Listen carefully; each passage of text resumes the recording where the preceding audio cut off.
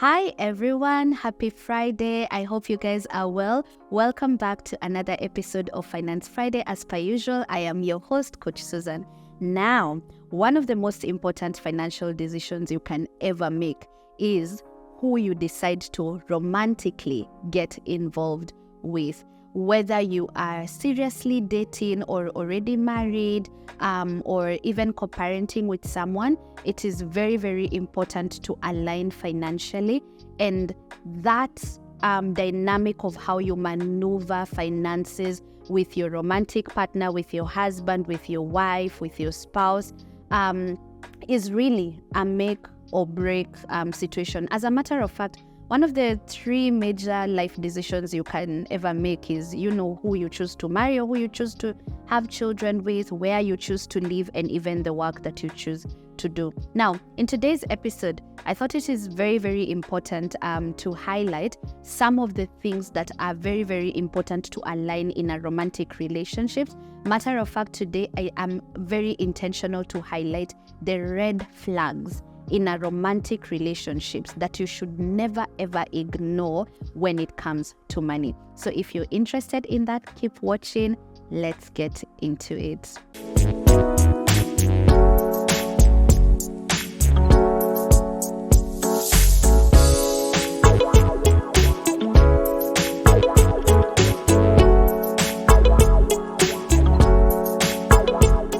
The first red flag that you should be very aware of in a romantic relationship is what I'd like to call a power imbalance in the relationship when it comes to finances. Now, this has got to be one of the most dangerous things in any relationship, because what it eventually does is that it's almost like it is a precursor to financial abuse. Now, what does that look like?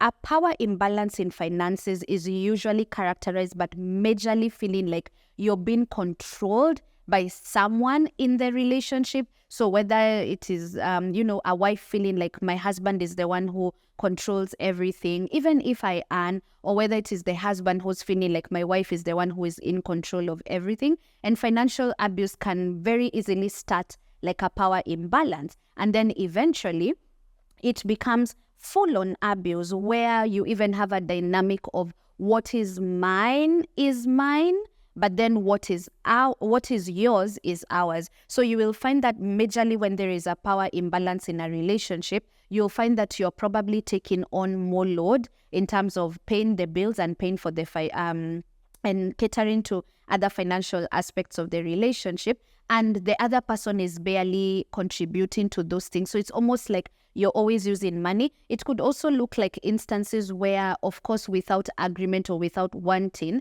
you are probably in a situation or in a scenario where you're required by your partner to bring everything that you make to them for them to actually make this decision. However, they do not meet you with the same level of vulnerability or openness. So if we are both going to bring everything to the table, it needs to be two ways. Like in terms of, if I'm bringing what I make to the table, then you should also bring what it is that you make on the table, so that you can make decisions in a partner in the partnership, or in a way where you've partnered both of you. So a power imbalance will probably manifest in those areas we've talked about, like in terms of, all the bills and expenses, for example, are paid using your money, but your partner earns, but then, for some reason, you just end up always having to take care of things, and it is not, the fact that it is not because of the fact that your partner does not have any source of income. So if at all you feel some sort of a power imbalance in finances when it comes, especially serious long-term relationships, you're living with this person, you're co-parenting with this person, you're married to this person, I would definitely advise raising that conversation, or better yet, making noise where it matters, and identify what could actually be causing this power imbalance in this particular relationship, because very easily that could turn to financial abuse, it could turn to financial manipulation. And when you find yourself in that part of us, when you give away your power in that manner, then it becomes very difficult even when you are already in, in trouble, you're probably being abused, or this person is narcissistic or manipulative, you're not able to get out of it because you literally, this person is in control of your money, in control of your accounts. You probably opened joint accounts, and then you were able, now it's almost like they will sabotage you in some way because they also have to approve for you to be able to get the money. And they use that as a controlling chip. So you try to get your money back, but you're not able to because you opened the joint account and both of you have to approve. So your partner refuses to approve as a means to control you or as a means to manipulate you. So you might want to be careful, especially for the people who are dating, and you're not necessarily married to this person yet. That is something I would not ignore from the word go. There should not be power imbalances when it comes to a serious long-term relationship. The second red flag is definitely secretive financial behaviors or a lack of transparency. Now, in my nature of work, I speak to a lot of people that are experiencing this in their relationships. A scenario where you are very open about how much money you earn, you are open about where you spend it on, you are open about like whether you came in with some debt or not. But on the other hand, your partner does not want to have conversations around transparency with regard to how much money they make, where their money goes, whether they are in debt or not, whether they owe other people or not. You're not very clear. In fact, if I had $1 for every time, and especially because I work with women a lot, if I had $1 for every time a wife has told me, Coach, as much as I'm trying to figure out these finances and I'm working on it, my husband and I cannot align because I don't even know what he makes in the first place. I mean, it could even be the other way, that you're the husband, but you have no idea what your wife makes even in the first place. Now, there's something that we need to address here.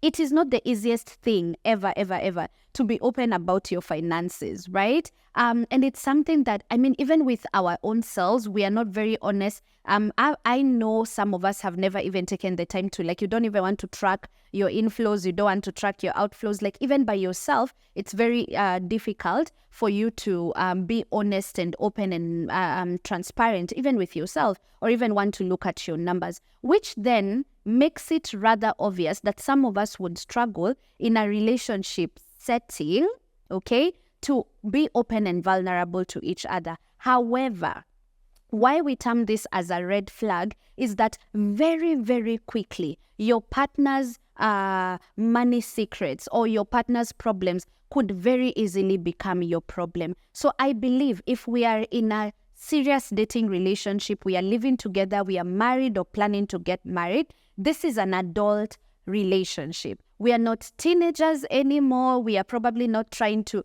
try out and see whether this thing will work or not. I'm speaking to, the relationships that are actually serious and long-term.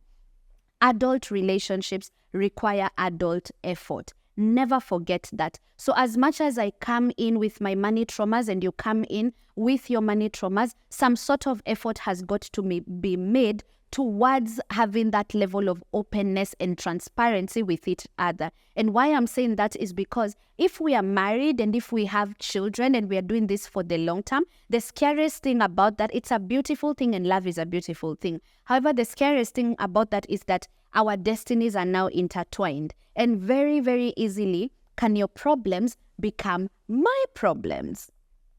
So you owe people money, and we have this house, and maybe we are getting auctioned, but we are not getting auctioned because of my debt. We are getting auctioned because of your debt. Maybe you have a small spending problem. The way we look at it, the way we talk about it is a small spending problem. Maybe you're not the most consistent with tracking your expenses. Maybe you're not the easiest person to deal with when it comes to having boundaries with your family members or having boundaries with your friend. So we are in a situation where I'm disciplined with money, but you're not. All that could be fun and games when you're dating, but then when you actually start doing things together, you realize that, we cannot make rent because of this person's spending habits. We are in, let's say, some utility bills arrears because this person cannot control their spending, or for one reason or the other, like, I mean, worst case scenario, you don't even have school fees. Like, these issues that look like they're very, very small, like, it's not a big deal if this guy is not very open and transparent about where his money goes. Yes, it's all fun and games when you're dating, but the moment you start a family together and you have children together, those very small habits can become mountains. They can cause quite a number of problems. So one of the things that I always tell, especially if when you're young and impressionable, and I'll probably take a moment to talk to ladies. When you're very young and impressionable, we tend to kind of like, sometimes when women are in love, or even men, I'm not so sure, I'm a woman, I can only just speak for women, but I've observed that when, as women, we are in love, we tend to be very open and vulnerable. So you're always like the one who's like, this guy has seen your paycheck, he knows what you earn, he knows what you do with the money, etc. And you don't know nothing about his paycheck, how much money he makes, what he does with his money, whether he's in debt or not. Then you might want to examine that situation. Especially when you're dating, you want to meet this person with the same level of vulnerability that they are meeting you. And that can serve you either negatively or positively, because sometimes then that would mean that both of you are holding back and there'll never be true honesty, openness, or vulnerability in that particular relationship. However, it's quite dangerous that you're open and you've given someone access to your finances, but they have not met you at that same level of honesty, transparency, or vulnerability. That to me is a red flag. Now, in case you are already in a family setting and your spouse or your partner, for one reason or the other, you've noticed that now we have bills to take care of, but we have some difficulty when it comes to trying to figure out or to find out how we can work together financially so that the bills in the house are paid,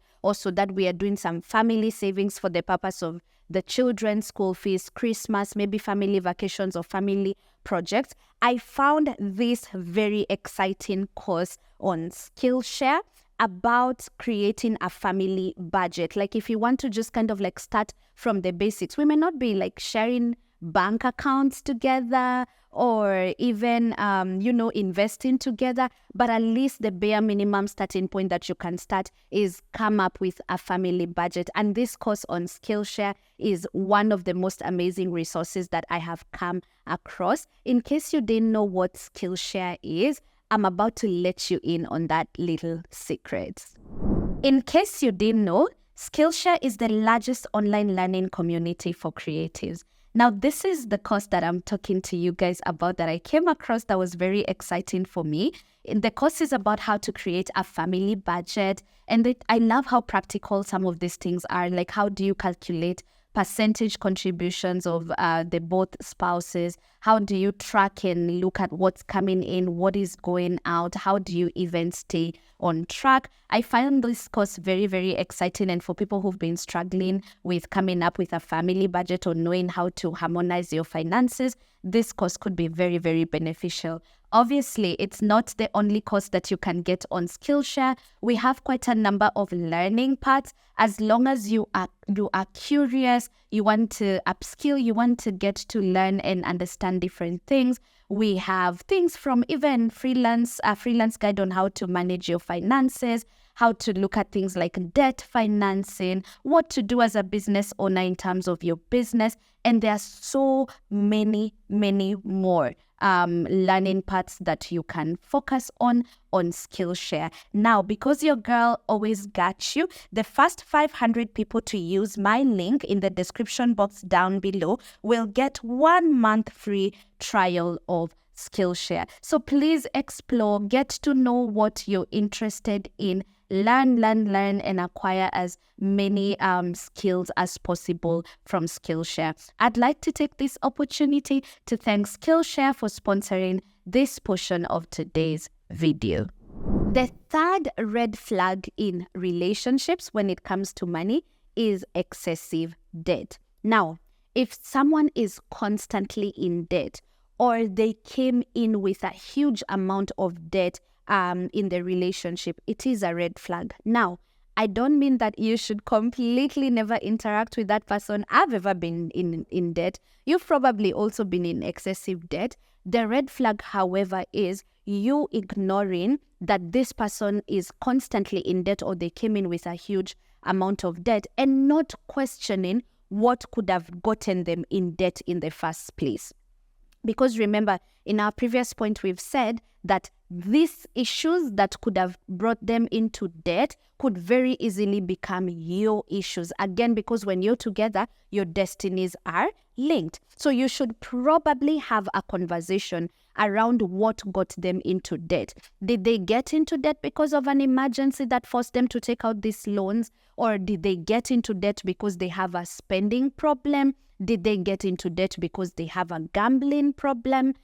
You want to find out exactly why they have actually, or they are in debt. And in a serious relationship, there also needs to be conversations around how this person is planning to get out of that particular debt. Because bad spending habits and extreme carelessness with money is an actual thing that is affecting real life relationships and real life families. And let me tell you guys, you can get all the resources in the world that you want in terms of budgeting and saving and investing, and you're trying to really just get ahead. And let me tell you, your partner will pull you back.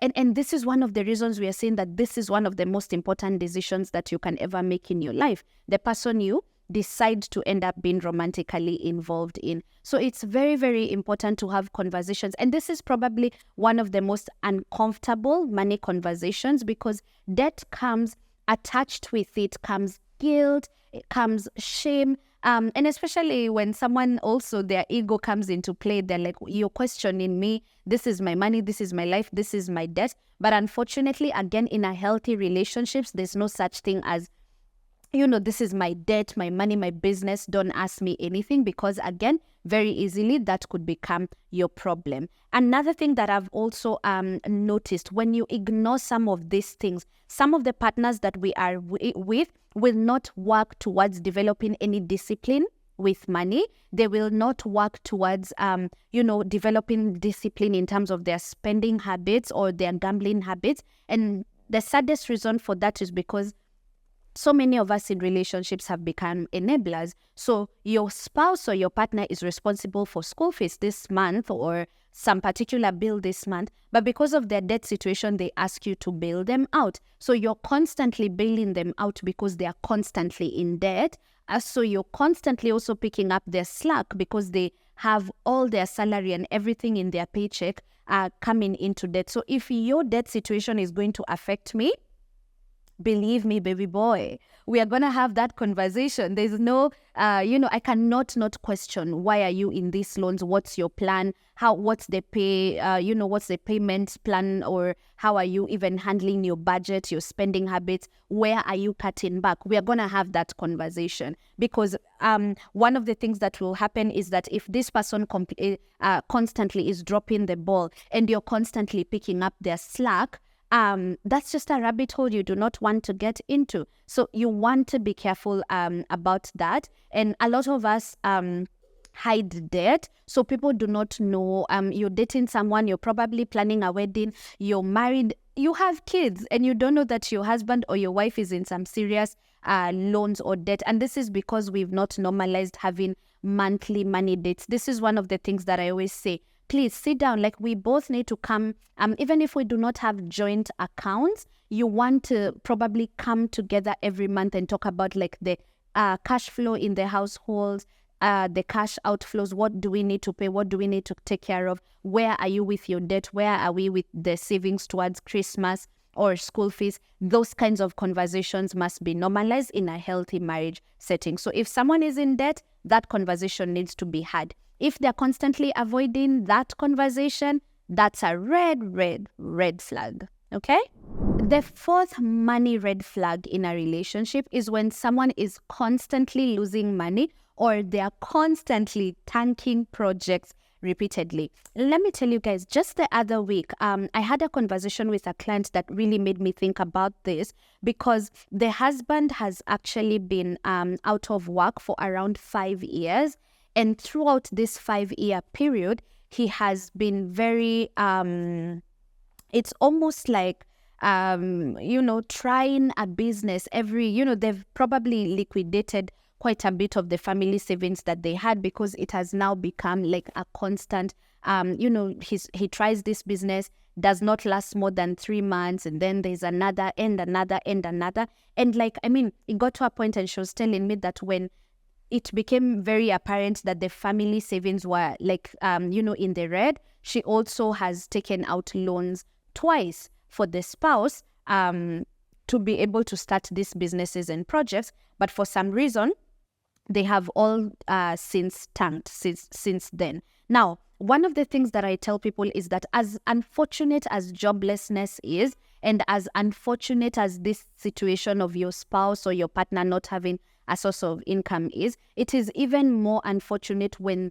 for some reason or the other, there's absolutely no business. You see, 5 years is quite a bit of time for someone to, start close to like over 7 or over 10 businesses, with each of them failing, right? So you've done yours research, you've set up the shop, you've stocked the shop, but then 3 months later, 4 months later, and one of the things she was actually telling me was that for all these businesses, there's no accounting for where the money could have gone or where the stock could have gone. So a lot of it is that you can clearly tell that the shop has no stock, so we've actually sold stuff, but then it's almost like it never made profits and whatnot. And this is one of the things that I always say: when you start a business, a second one, a third one, a fourth one, or a project, all the way to the 4th or 5th project, but this person, your spouse whom you're supporting, whom you're taking out the loans for,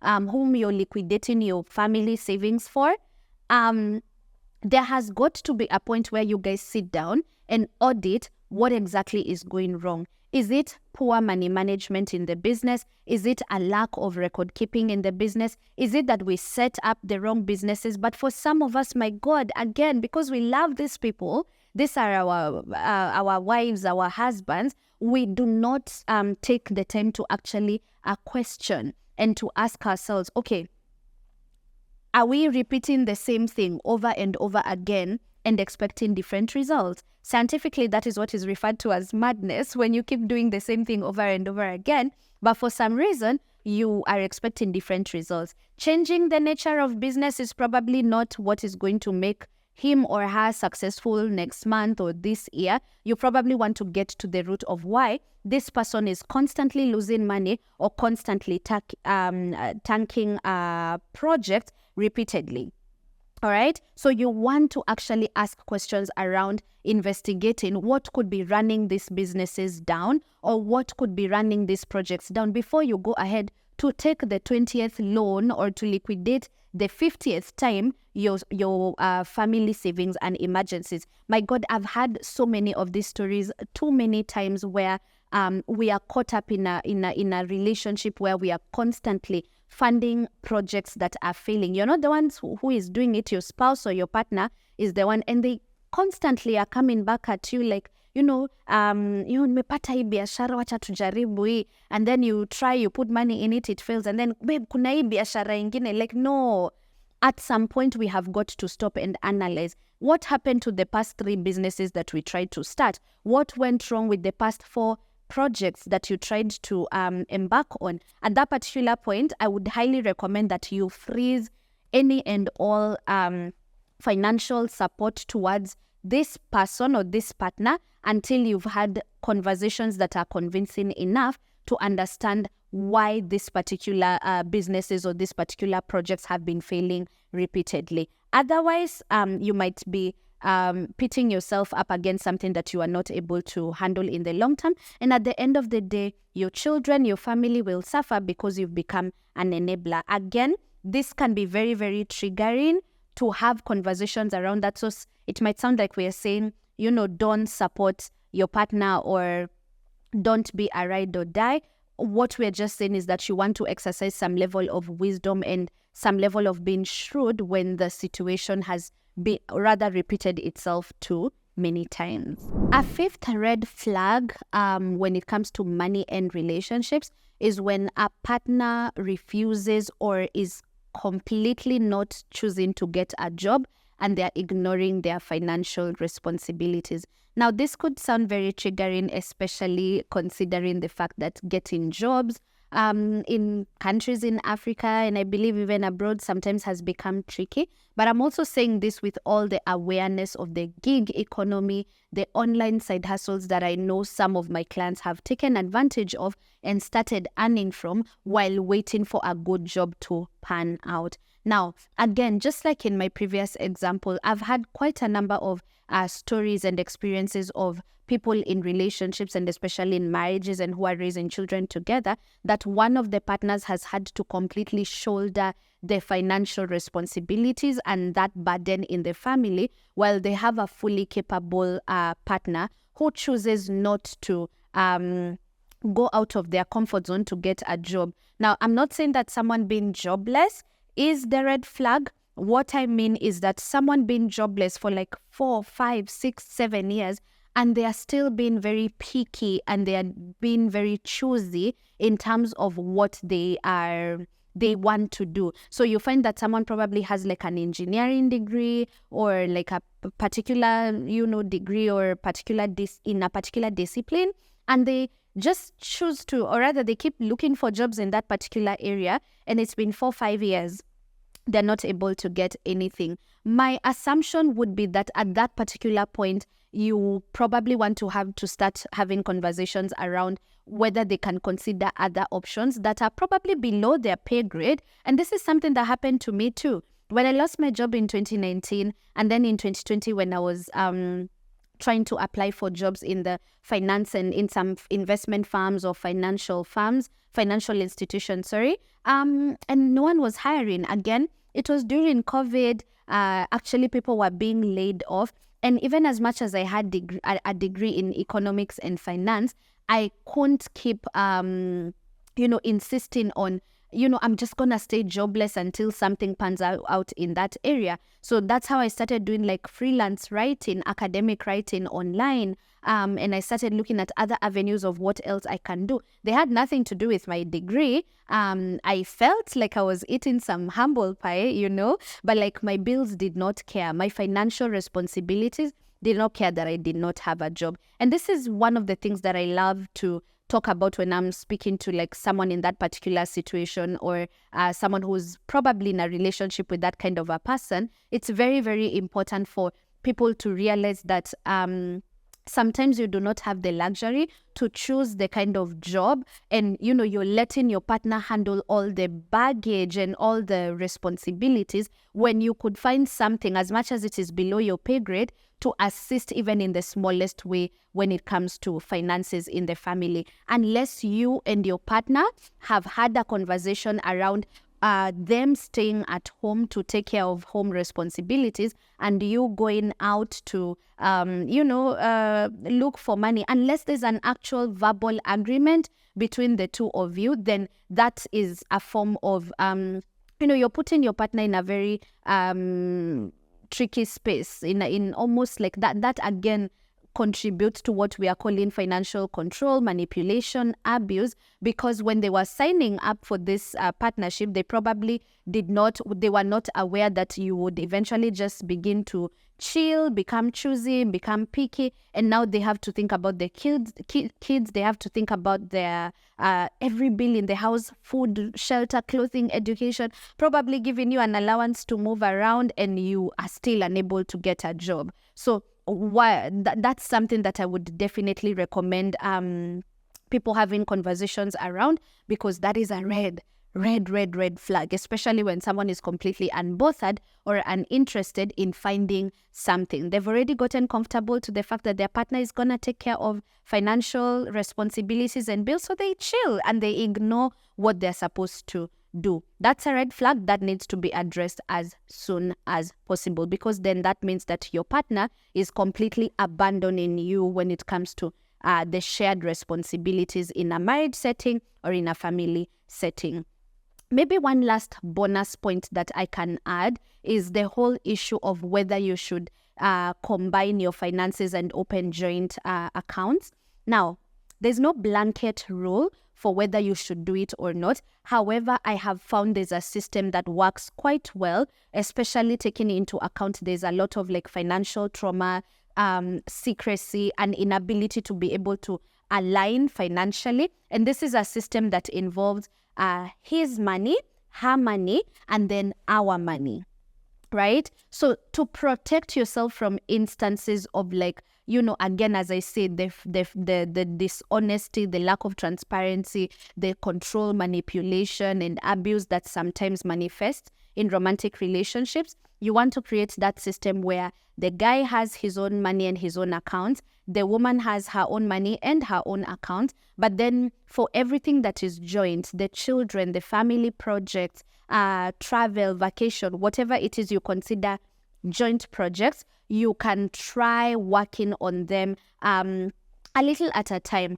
However, I'd like to encourage you guys to apply a lot of wisdom and a lot of observation skills when you're doing that with, sometimes I joke around with my friends and, I tell them, some of us just need to look at someone's sanity, like just the way they think, the way they behave, whether they've ever been honest or open or transparent with you, to know whether it is a good idea to open a joint account with that person or not. Remember, the moment you open, like you put your money together, then remember that person's weaknesses, that person's predispositions could very easily affect you. So for me, I would recommend, it's a powerful thing to put your money together, your savings, your investments, to work on projects together. Things that could have taken you 10 years will probably take you like 3 or 4 years because you guys are like united, right? You're doing stuff together. However, there should be like a list of things that person must check, or both of you must check, to be able to qualify to open a joint account together. So I would not open a joint account with someone who I know already has like debt or gambling problems that they're not honest about. Obviously, someone that struggles with accountability, like they don't want to be asked about how they spent money, where the money went, what they did with it. It's like there's always pushback when you ask them to be accountable around their money situation. Like the kind of a person that is uncomfortable with honesty, transparency, and accountability, that kind of person, even if you guys are already married, should not be a person who you open a joint account with. You should probably focus on working on things together, first of all, in terms of addressing why there's lack of honesty, openness, transparency, why they hate being accountable, why they behave or think about money the way they do. Once you've been able to align on those things, because every marriage is a work in progress. Once you've been able to achieve some progress in that area, then I think you're much safer to now start opening some joint investments or joint accounts and savings together. So I really, really hope that you guys have gotten something. I'm very, very curious to read what other red flags you've encountered in your journeys, either in dating relationships or even in marriage relationships. Of course, if you have any questions, you know what to do. Drop them down in the comment section down below. I'm very, very curious to know what you guys thought about today's discussion. And please share this video with your friends who are in relationships, who are married, who are already having this discussion around money in their relationships. And ensure they're also getting woke and smart, just like we have in today's episode. I'd also like to just take this opportunity again to thank Skillshare for sponsoring today's video. Thank you so much for watching, guys, and I'll see you on the next episode of Finance Friday.